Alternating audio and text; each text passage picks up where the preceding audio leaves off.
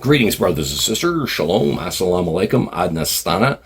Pleasure to be back with you here on Points of Light Radio. I'm about to leave for the lodge here in a few minutes. This is why I'm a little bit dulled out. But I had an interesting conversation with a gentleman earlier who will tie in wonderfully with this segment you're about to see.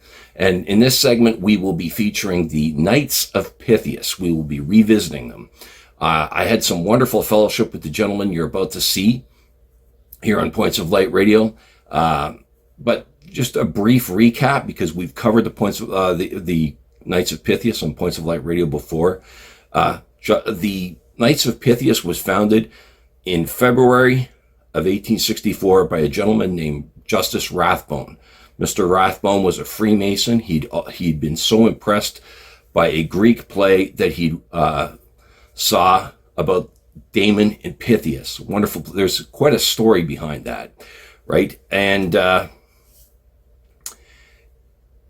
they've had some powerful members from in the States in their ranks over the years. Among them were Presidents Franklin Roosevelt, Warren G. Harding, and President McKinley.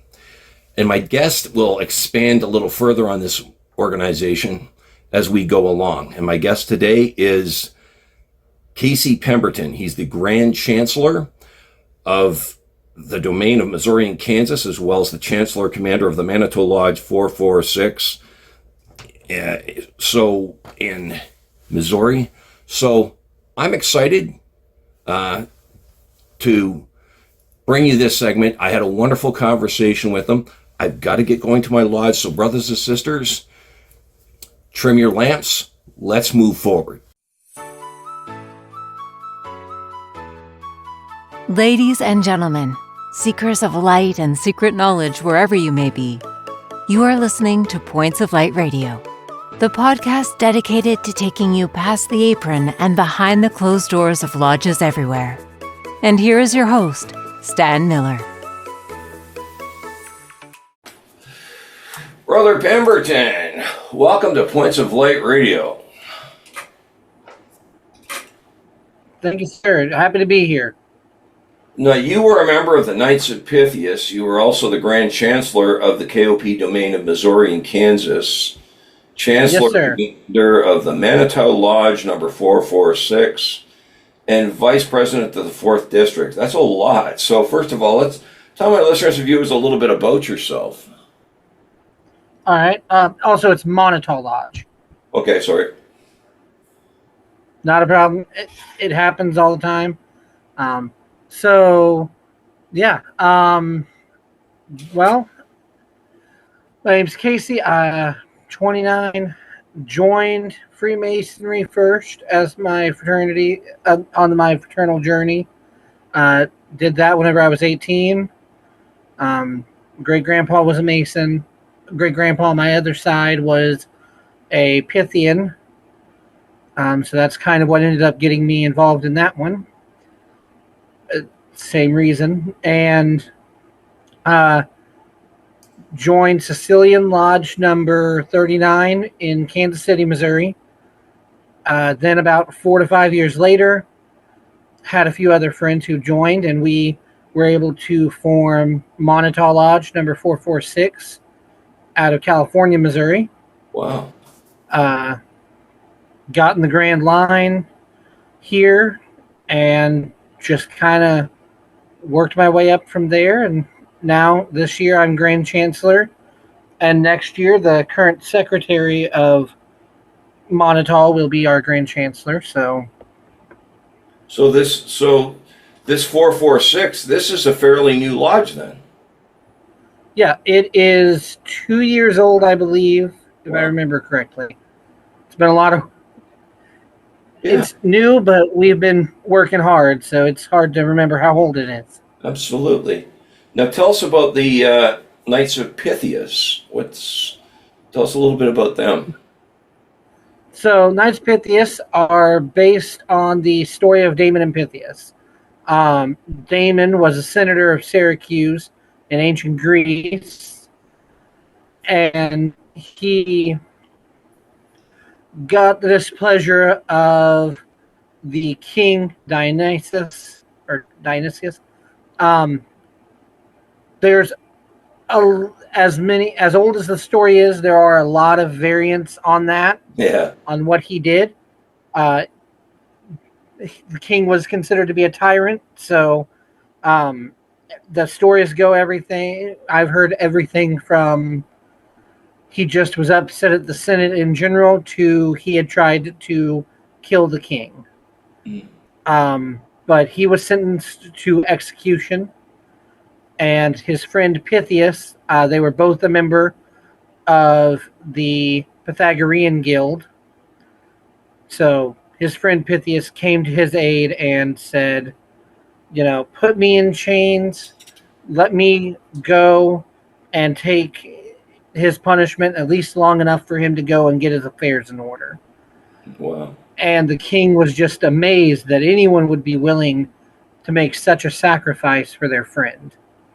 And so he said, sure, but again, legend being fairly old, behind the scenes, the story goes that he tried to get Pythias to give in and run away and try to prove that they were, false. They were lying, that no one would really make this sacrifice for a friend.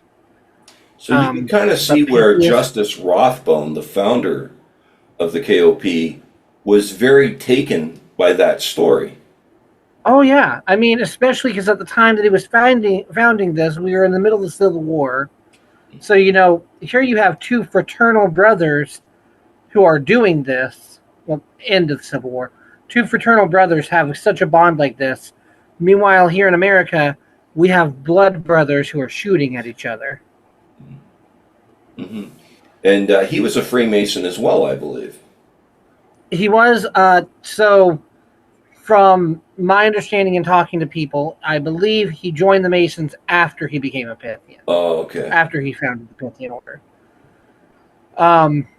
Which I've always found interesting because uh, I can see a lot of overlap in the two. Yeah. Um, I've talked about this on another podcast that I did with Dylan Callahan, who you've had on here before, I believe. Um, I think that the two work well together. And from my understanding, I'm not an odd fellow yet. I am thinking about resolving that shortly. But from my understanding of how well the three work together, I believe Masonry teaches you to work on yourself Hmm. and to become a better man. I believe the Knights of Pythias teach you how to become a better friend Yeah. and how to look for better friends. And I believe the Odd Fellows teach you then how to build a better community. Hmm. And I think they kind of stack on top of each other. It's hard to be a better friend if you're not working on being a better man. And it's hard to build a better community if you're not able to be a friend or trying to be a better man.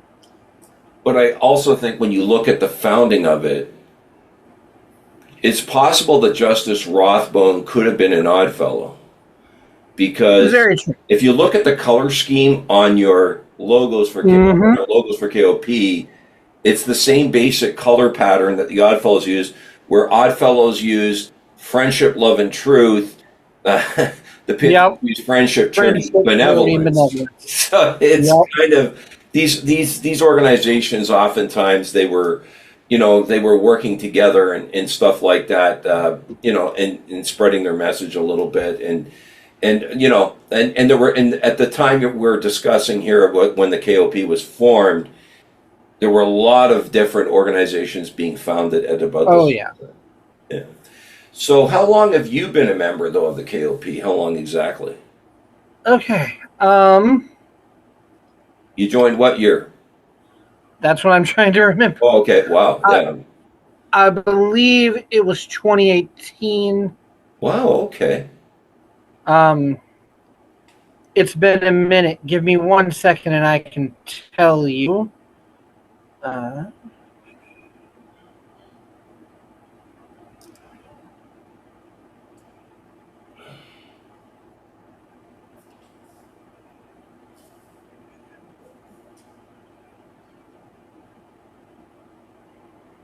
Yep, it would be 2018 Okay. would be when I joined.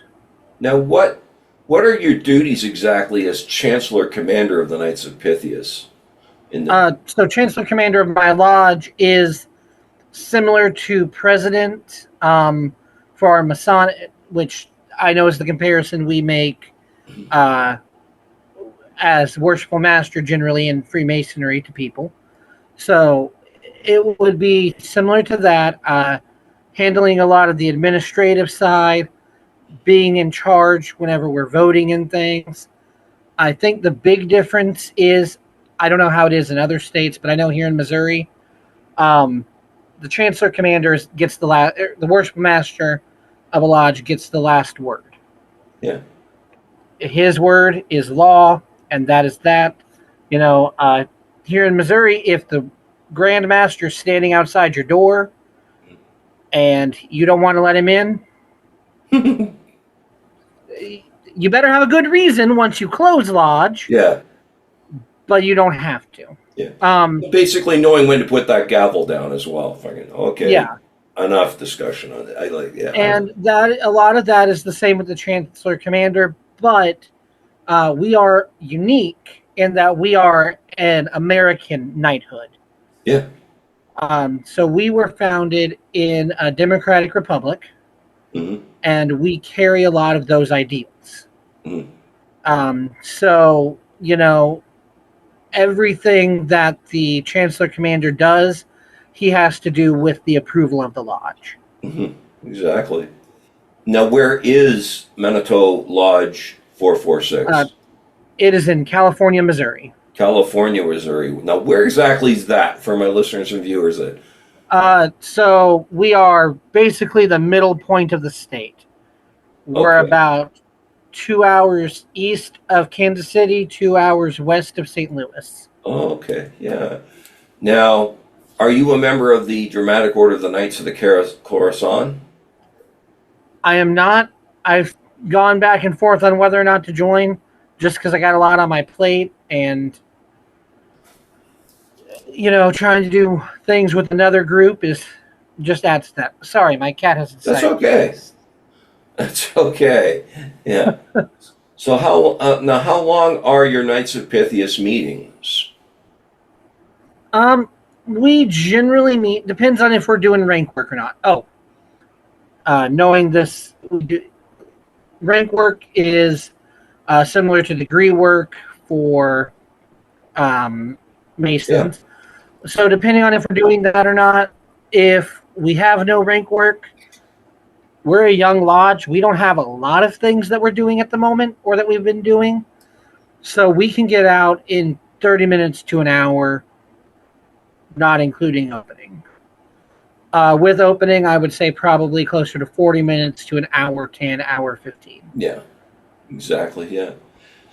Now, what would you say the makeup, you say this is a young lodge, so what would you say the makeup of your Pythian lodge is? Young, old, men, women? Pretty young, and I would say for our order, thank you for mentioning that. Just to throw out there to viewers, another difference between us and the Masonic lodges, we do allow women to join the main fraternity. So we have 2 women currently, both of whom are fairly active. Good. And the rest of our lodge, which is 12 other guys, are all men. Okay. So what? And I think average age range is probably around 30 to 45. Wow. Okay, that's great. Good mix. Yeah.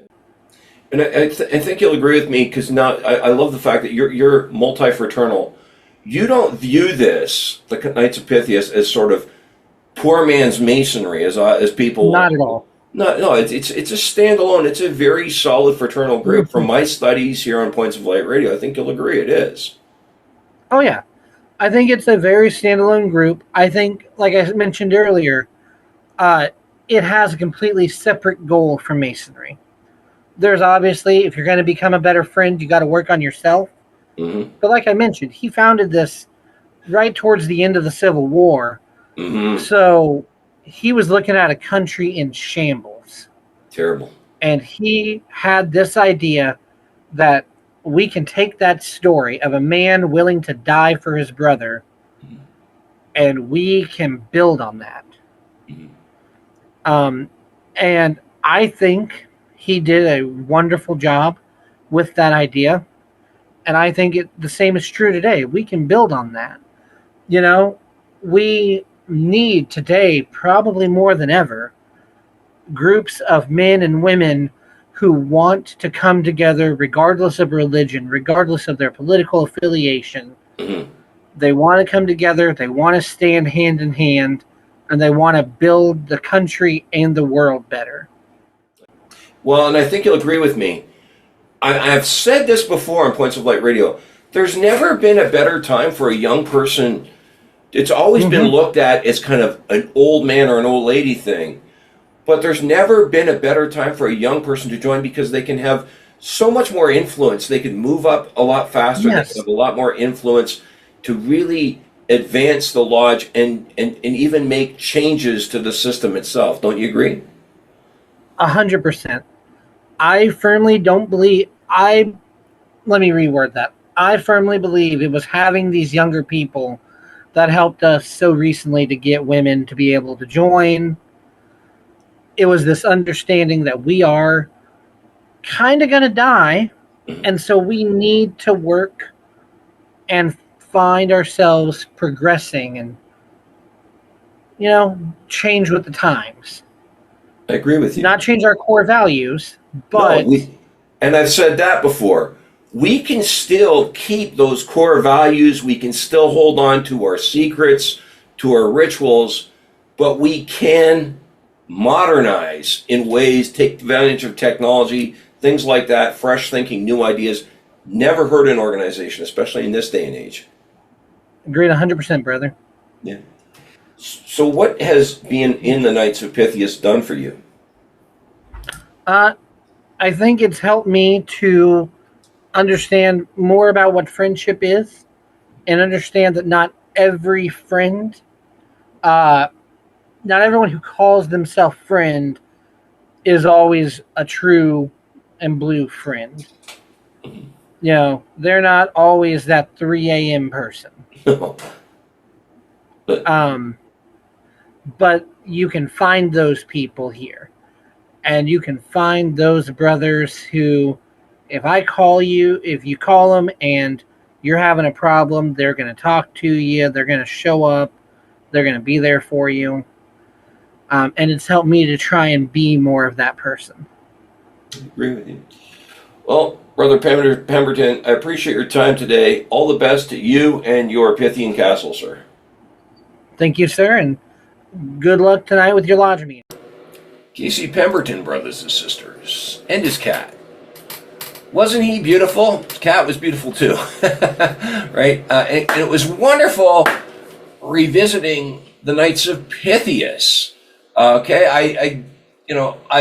I just love this guy. Like I said, he's beautiful. I love the passion he has, not just for the Knights of Pythias, but for the passion and understanding he has, not just for the Knights of Pythias, but for fraternalism in general, right? Really wants to move forward with it. And I love how he's moved up within the organization. I've said this before. You've heard me say this many times on Points of Light Radio. If there was ever a time for a younger person to join any fraternal organization, it's now. Okay? They will have so much influence. Here's a gentleman in his late 20s, okay? Chancellor Commander. I mean, wonderful, isn't it? Like you're seeing him move up through the ranks of the Knights of Pythias. And I think that's wonderful. And it's wonderful to hear that the Knights of Pythias is not only growing, but they're thriving. Moniteau Lodge, number 446, is a fairly new lodge within the last few years. I think that's wonderful, right? This is a time where I honestly believe we are at a crossroads with fraternalism, where and it's something there again. This meshes well with the theme for this year for Points of Light Radio, which is growth. Right? We're at a crossroads with fraternalism where we need to take advantage of some of the momentum and some of the, shall we say, current events within our society to grow our fraternal orders.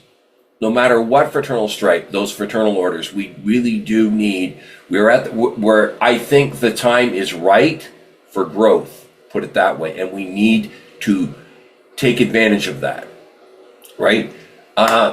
Right, and I love how they're doing just that with the Knights of Pythias in Missouri, right? But that's all I have time for today, brothers and sisters. Before I go, I want to first draw your attention to the PayPal link in the detail section of this particular segment, where you can hit on that link, go there, make a voluntary donation to Points of Light Radio. We will use that to advance and move the podcast forward. You can see that this podcast is available on both YouTube and Spreaker. Please share, like, and subscribe when viewing Points of Light Radio on YouTube. I also welcome your comments and input. You can see the link to my Facebook page. My Twitter handle is at PO Light Radio. My Bluesky handle is at POLightRadio.bsky.social. You can see the link to my Spotify channel, as well as my Points of Light Radio store. Brothers and sisters, until we meet again, just step into the light.